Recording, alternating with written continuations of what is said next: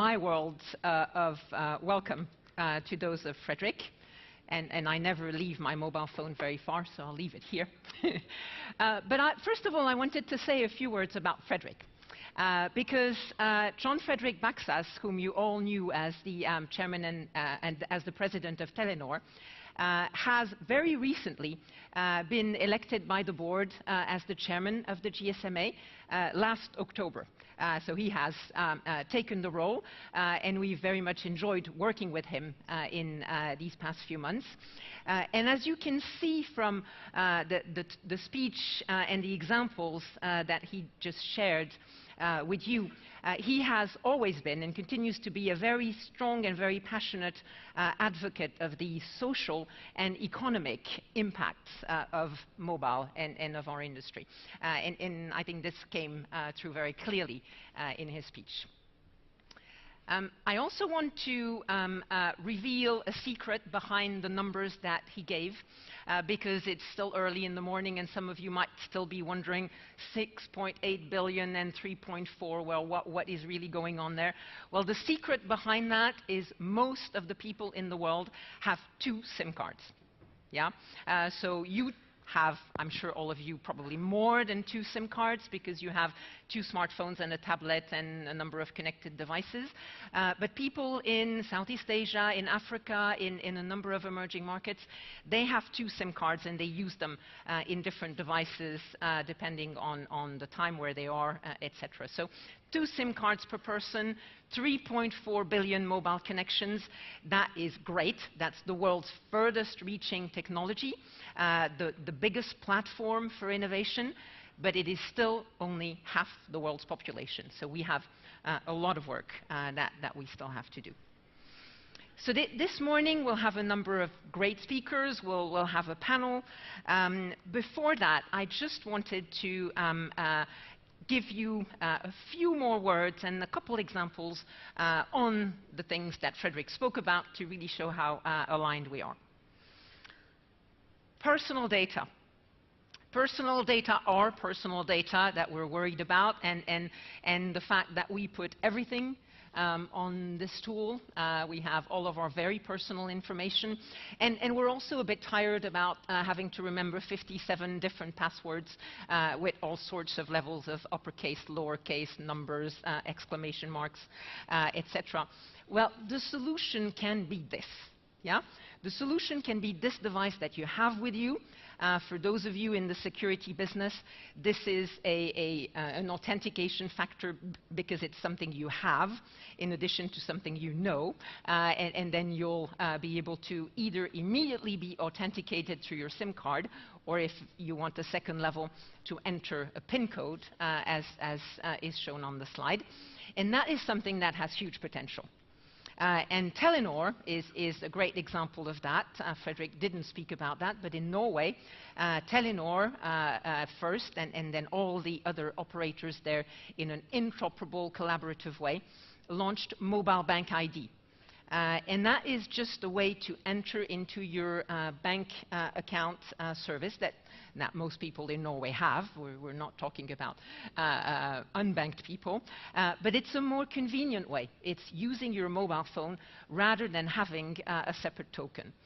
Great example of some of the things we can do in the identity area. And for those of you who are really interested in this, we'll have a press conference at 1 o'clock on identity, on the Mobile Connect solution that a number of operators at the GSMA, Orange, and a few others are announcing. So personal data, big, big, big subject, identity, and I'm very passionate about it. Digital commerce, Frederick mentioned this as well. This is both mobile money for unbanked people in a number of countries where you have more mobile phones, more mobile outlets than bank outlets and banked people. But it's also the NFC experience.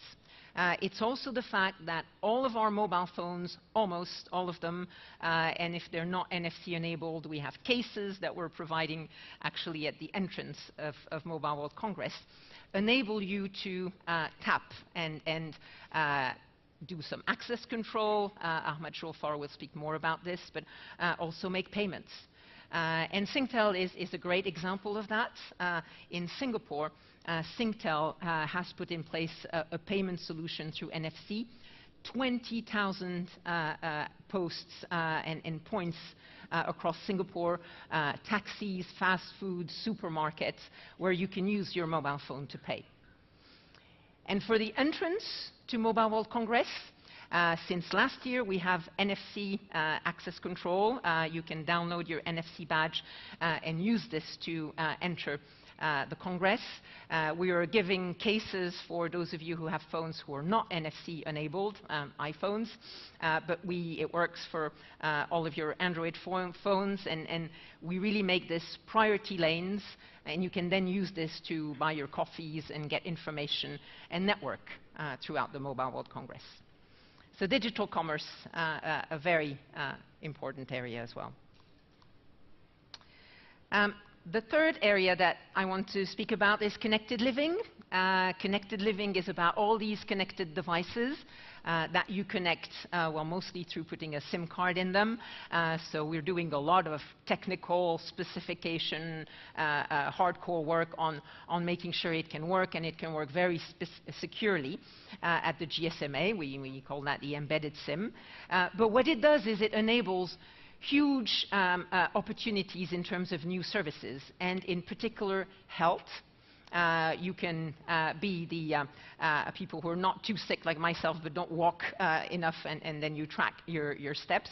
But you can also, and Etisalat is a phenomenal example of that, really look at how you can improve people's lives. And diabetes is unfortunately one of the illnesses that is growing in our world, in every region. And this is something that is very cumbersome to treat. You have to be careful about what you eat, and you have to inject insulin at regular points in time as you've eaten. Well, mobile technology can help.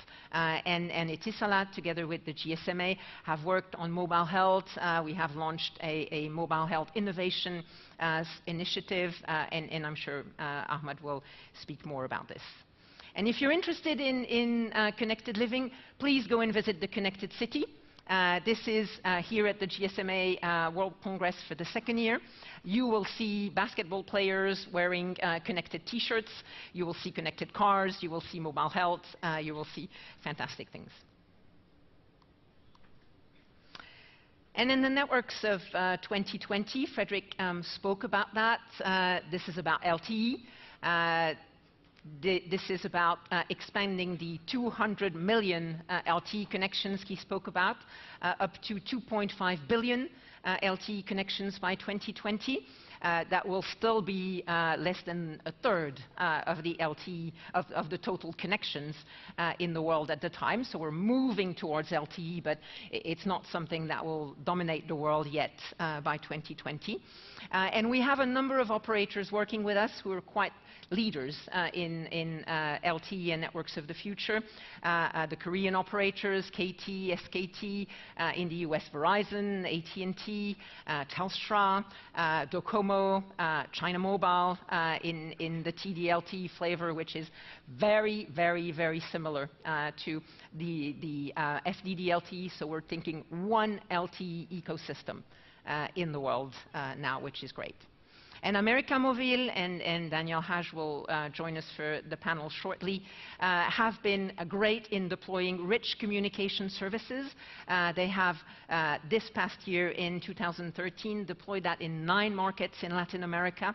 They're really showing a leadership role there, and we'll see more and more of this, hopefully, in the future. So this was just to say a few more words on these priorities that Frederick mentioned in his introduction speech. We will be hearing from some of the leaders of our industry in a very broad and global sense. So we have great speakers from different geographies, which I'm sure you'll find very interesting. And then they will all join us on stage for a panel, which I'm sure will be fascinating.